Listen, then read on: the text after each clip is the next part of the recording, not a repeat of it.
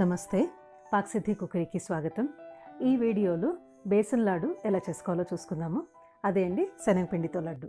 20 నుంచి 25 నిమిషాల్లో చేసుకోవచ్చు. ఏ అకేషన్ కన్నా ఇట్టే సూట్ అవుతుంది. చాలా టేస్టీగా ఉంటుంది. ఎలా చేయాలో చూద్దాం ఇప్పుడు. దీనికోసం ముందుగా 2 కప్పుల శనగపిండి తీసుకున్నాను. నేను దీంట్లో చెప్పే కొలతలన్నీ 2 కప్పుల శనగపిండికి తగ్గట్టుగా చెప్తున్నాను.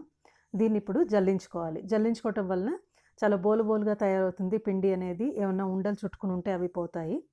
చాలా తేలిగ్గా ఉంటాయి అన్నమాట లడ్డు. అందుకని తప్పకుండా జల్లించుకోవాలి. ఇది కీ స్టెప్ దీంట్లో. 2 కప్పుల శనగపిండి ఇలా జల్లించి పెట్టుకున్నాను నేను. తర్వాత స్టెప్ వచ్చి ఒక బాండ్లీ తీసుకుని లో ఫ్లేమ్ పెట్టుకొని ఈ జల్లించుకున్న పిండి దీంట్లో వేసుకుని డ్రైగా రోస్ట్ చేసుకోవాలి. ఇలా రోస్ట్ చేసుకోవటం వలన శనగపిండికి కొంచెం జిగురుగా ఉండే తత్వం ఉంటుంది. అది పోతుంది. మనకి లడ్డూ తింటున్నప్పుడు గొంతుకి చుట్టుకున్నట్టు ఉండడం అలాంటివి ఏవి ఉండవు అన్నమాట. తర్వాత ఇలాగ రోస్ట్ చేసుకుంటూ ఉండాలి, మనం వదలకుండా అన్నమాట. లేదంటే మాడిపోతుంది పిండి. ఎడ్జెస్ అంతా తీసేసుకోవాలి. లేదంటే ఏమన్నా పొరపాటున మాడిపోతే ఆ పిండి దీంట్లో కలిసిపోయి లడ్డూ టేస్ట్ పాడైపోతుంది.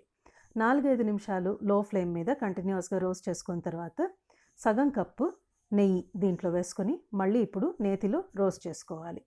ఏమన్నా ఉండలు చుట్టుకుని ఉంటే అవన్నీ చిదిమేసుకుంటూ 7-8 నిమిషాలు రోస్ట్ చేసుకుంటే ఇలాగ కొంచెం బ్రౌన్ కలర్లో అయిందనమాట. ఇప్పుడు కొంచెం పిండి కాస్త ఇసుకలాగా చిన్న ఉండల్లాగా తయారవుతుందన్నమాట. చాలా మంచి సువాసన వస్తుంది. మనకి చూడగానే తెలుస్తుంది ఇంకా అయిపోయింది, ఈ స్టేజ్లో మనం ఆపచ్చేమో అని చెప్పి. ఇంకొక నిమిషం 2 నిమిషాలు అయితే నెయ్యి కొంచెం దాంట్లోంచి బయటకు వచ్చినట్టు అవుతుందన్నమాట. కొంచెం తడిగా తేమ అనేది వస్తుంది. బ్రౌన్గా అయిపోతుంది ఎల్లో పిండి కాస్త. ఈ స్టేజ్లో స్టవ్ ఆఫ్ చేసేసుకుని దాదాపు 10-11 నిమిషాలు అయిన తర్వాత ఇలా అయింది నాకు 2 కప్పుల పిండికి. ఒక ప్లేట్లో వేసుకుని వెచ్చపరచాలన్నమాట. ఇది పూర్తిగా చల్లగా అయితే మళ్ళీ స్టిఫ్గా అయిపోతుంది పిండి అనేది. అలానే వేడివేడిగా ఉన్నప్పుడు మనకి లడ్డూలు చుట్టుకోవడానికి కుదరదు ఈ రెసిపీకి. సో వెచ్చగా అవ్వాలి. దాన్ని పక్కన పెట్టి ఇప్పుడు బాండ్లీలో 2 స్పూన్ల నెయ్యి వేసుకొని, నేను ఇక్కడ జీడిపప్పు తీసుకున్నాను. మీకు ఏ నట్స్ కావాలంటే ఆ నట్స్ తీసుకోండి. వాటిని దూరగా వేయించుకొని కొన్ని ఎండు ద్రాక్ష కూడా తీసుకున్నాను. ఎండు ద్రాక్ష కొద్దిగానే టైం తీసుకుంటుంది కాబట్టి వేగడానికి తర్వాత వేసుకున్నాను. ఈ 2 వేయించుకొని పక్కన మనం వెచ్చగా అవ్వడానికి పెట్టిన మిశ్రమం ఉంది కదా శనగపిండిది, దాంట్లో వేసుకోవాలి.